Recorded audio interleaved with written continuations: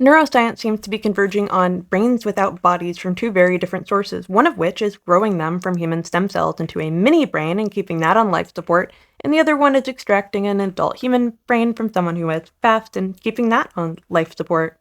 Both of these serve very similar purposes, but each one has its own advantages, and you might be asking, what about the ethics? And we'll talk about it. We know about our friends, the brain organoids, the tiny human brains grown from stem cells. They essentially resemble a fetal brain. They have the gene expression that you would expect of their chronological age. If you keep them alive for 5 years, they have the gene expression of a 5-year-old. When brain organoids first showed up on the scene, people said that they didn't have complex brainwaves. They only had delta brainwaves, which are the kind that are associated with being in a coma or asleep. But as we've seen them grow, they're getting increasingly complex. We've seen them approach criticality, which is the space between order and disorder, which is thought to be needed for intelligence and consciousness. Now, when we're talking about the brain organoids, one of the big issues is how complex they can get, because we want to have something that really looks and behaves like a human brain in order to have a reasonable research subject for human trials.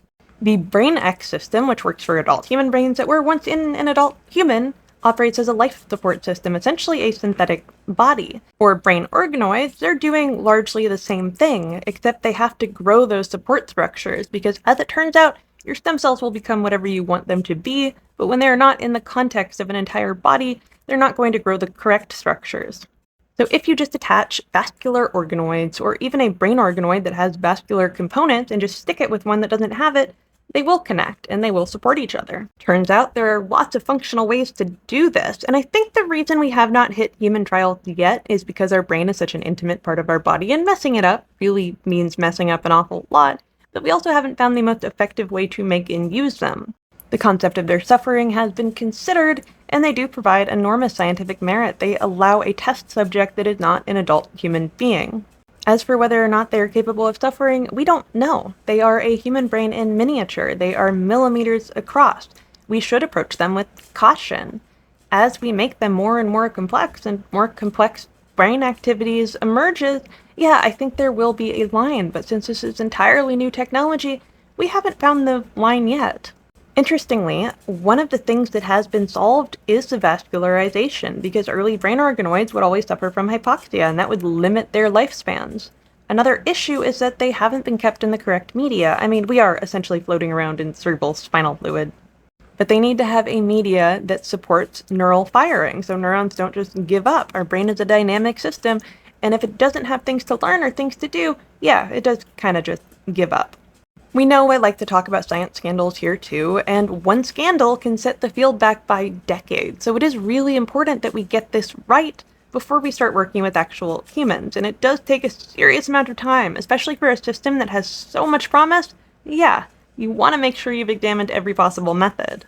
Unlike Brain in a Vat, which operates primarily as a research model, brain organoids, well, yes, they are also research models, have a great number of applications for medicine directly as a treatment. I'm not saying that one is more valuable than the other. Both of these systems are really cutting-edge research, but one I think has more direct applications for a patient, and yeah, they're both kind of equally spooky. Maybe one is more spooky than the other, I haven't decided which. One of the many things I'm very excited for with brain organoids is neural repair, because they have shown promise as treatments for strokes. In fact, the only effective treatment that I've seen for strokes. People have been trying stem cells for a very long time, but they don't tend to survive.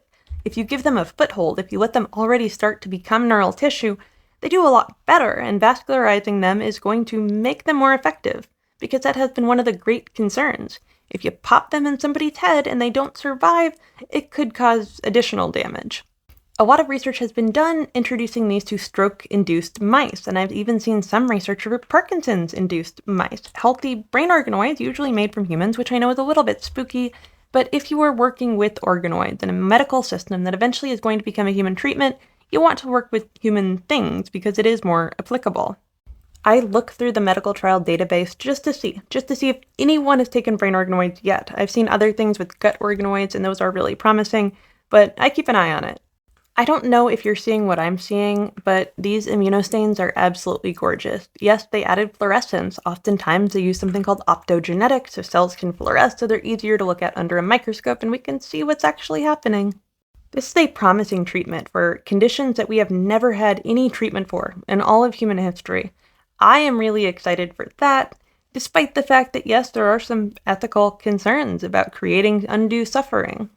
Despite the best efforts of most researchers that really do care about the ethics of these experiments, yes, there is some stuff that goes on that I think is a little bit questionable, using brain organoids for computation, biocomputation. Even if we have determined almost certainly there's no consciousness present, they have not created suffering, I still have concerns and think that we should go in a different direction, just based on the possibility that it could show up, and maybe that is closed-minded of me. Now, the one that I am biting at the chomp to see, and as soon as it turns up, I will tell you all immediately, is when brain organoids and brain X combine, and we take a revived human brain from a human, give it something like a stroke, and then treat it with brain organoids, because right now I think that is very possible. Granted, at this moment, this is brand new technology, and researchers have not been keeping brains alive for very long in a vat. Usually they keep them for about a day, but they are looking to extend that to weeks and possibly longer. And I should say, because people are concerned, no, there is no evidence that the brain in a vat is conscious or experiencing any kind of consciousness.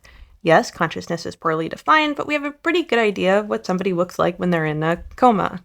This is essentially the lowest level of brain activity. Yes, the cells are technically still alive in a failing system.